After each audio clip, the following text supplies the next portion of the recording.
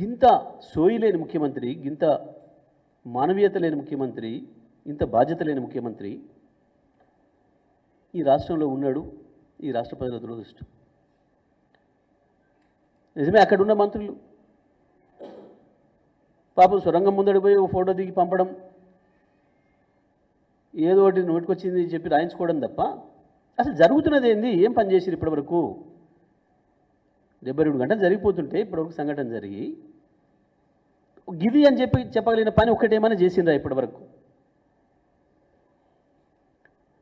ఇది 100% రాష్ట్ర ప్రభుత్వం యొక్క నిర్లక్ష్యమే కారణం. ఈ ఘటనకు అందులో సందేహం లేదు.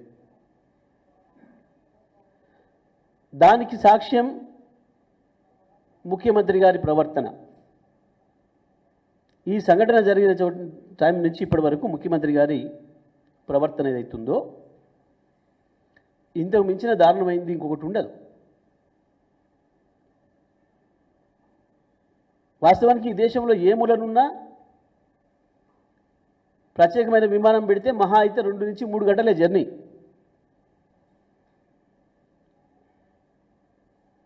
అది ఎక్కడి నుంచి తీసుకురావాలో, అది ఢిల్లీ కావచ్చు, అది ఉత్తరప్రదేశ్ కావచ్చు, అది మధ్యప్రదేశ్ కావచ్చు, అది కోల్కతా కావచ్చు, అది కాశ్మీర్ కావచ్చు, ఏ బృందాన్ని తేవాలన్నా మనకు పట్టే సమయం,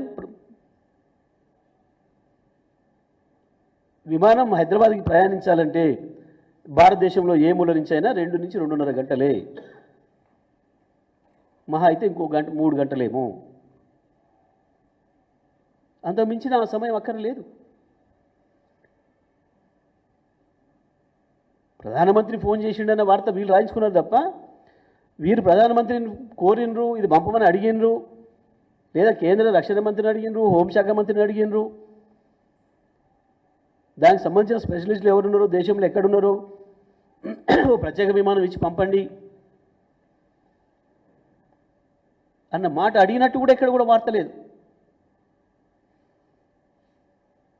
వరదలు వచ్చినప్పుడు అదే పరిస్థితి. కళ్ళ ముందర కనబడుతుంటే వరదలలో చిక్కిపోయిన వాళ్ళను కాపాడుకునే పరిస్థితి లేక కొట్టుకుపోతుంటే చూసిండ్రు. గింత తోలుమందం ఉంది ఈ ప్రభుత్వానికి. మనుషుల ప్రాణాలంటే లెక్కలేదు. ఇంకా పైగా బీఆర్ఎస్ రాజకీయం చేస్తుందని మాట్లాడుతున్నారు బుద్ధి లేకుండా. మేమేం రాజకీయం చేయలే. రాజకీయాలు మీ ముఖ్యమంత్రి చేస్తున్నాడు. రాజకీయ ప్రచారానికి మీ ముఖ్యమంత్రి పోయిండు. రాజకీయాలు బీఆర్ఎస్ చేయలే. మనుషుల ప్రాణాలని వదిలిపెట్టి లెక్క పెట్టకుండా రాజకీయాలు ఓట్ల కొరకు తిరుగుతుంది సిగ్గు లేకుండా మీరు. కనీస జ్ఞానం ఉండాలి. ప్రజలు ఏమనుకుంటారు, ఏం జరుగుతుంది రాష్ట్రంలో, ఆ బిడ్డలు మన వాళ్ళు గారా, ఏం చూపించింది ప్రభుత్వం కన్సర్ను? నింపాదిగా రోజుకొక టీం వచ్చిందని చెప్తూ గా లీకేజీలు ఇచ్చుకుంటూ గా వార్తలు రాయించుకుంటూ కాలం గడుపుతున్నారు. ఈ ప్రాజెక్ట్ ఎట్లా పెట్టినరు, ఏం చేసిండ్రు, వాటి జోలికి ఇప్పుడు మేమేం పోవడం లేదు. ఈ ప్రాజెక్టులో ఉండే కుట్ర ఏంది? కానీ ఇవాళ మాత్రం 100% సరి అయిన పరీక్షలు నిర్వహించకుండా సీపేజీ వస్తున్న సందర్భంలో అది ఏ ప్రాంతం నుంచి వస్తుంది, ఏంది, పనులు కొనసాగించవచ్చా లేదా అనేది నిర్ణయించకుండా, టెక్నికల్ టీంను పిలిచి వాళ్ళ సర్టిఫికేట్ తీసుకోకుండా, వాళ్ళ అనుమతి తీసుకోకుండా మీరు చేసిన చర్యల వల్లనే ఇవాళ ఈ ప్రమాదం సంభవించింది.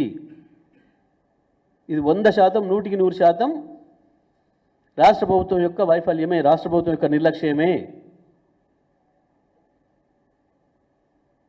అటువంటి సొరంగాలు తవ్వేటప్పుడు తీసుకోవాల్సిన జాగ్రత్తలు తీసుకోకపోవడం వల్లనే ఇది జరిగింది.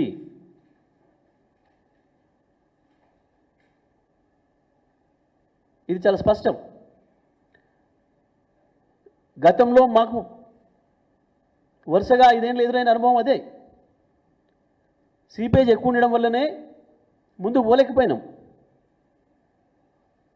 ఇంకొక వైపు అవుట్లెట్ నుంచి తెవ్వాల్సిన చోటనేమో బేరింగ్, వీళ్ళు పెట్టే గొప్ప టెక్నాలజీ. ఒక్కసారి బేరింగ్ పోతే 2 సంవత్సరాలు 3 సంవత్సరాలు పడుతుంది మళ్ళీ ఇది రావడానికి.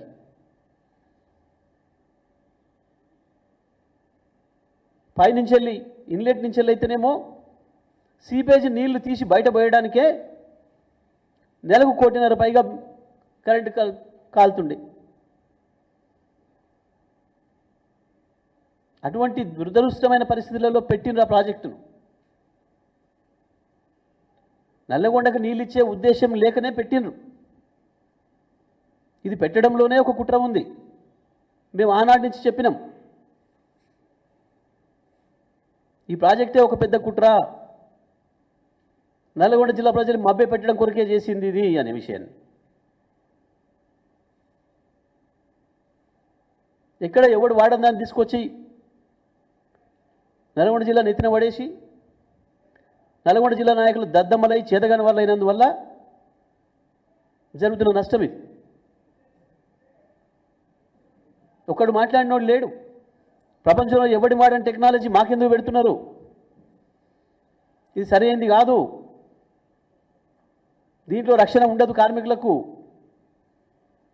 అటువంటి పరిస్థితుల్లో పోయి పనిచేయడానికి భయపడతారు, ఇంకా చిమ్మ చీకట్లో ఆక్సిజన్ లేకుండా ఉండే ప్రాంతంలో పని చేయడానికి ఇబ్బంది పడతారు.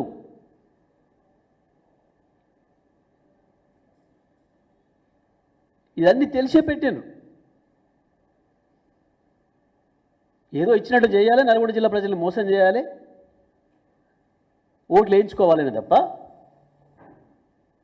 ఇది పూర్తి చేసి నల్గొండ నీళ్ళు ఇద్దామన్న ఉద్దేశం ఏనాడు కూడా లేదు వీళ్ళకు. ఇవాళ అంతకు మించిన నిర్లక్ష్యంతో పనులు చేసి ఈ స్థితి తీసుకొచ్చిండ్రు.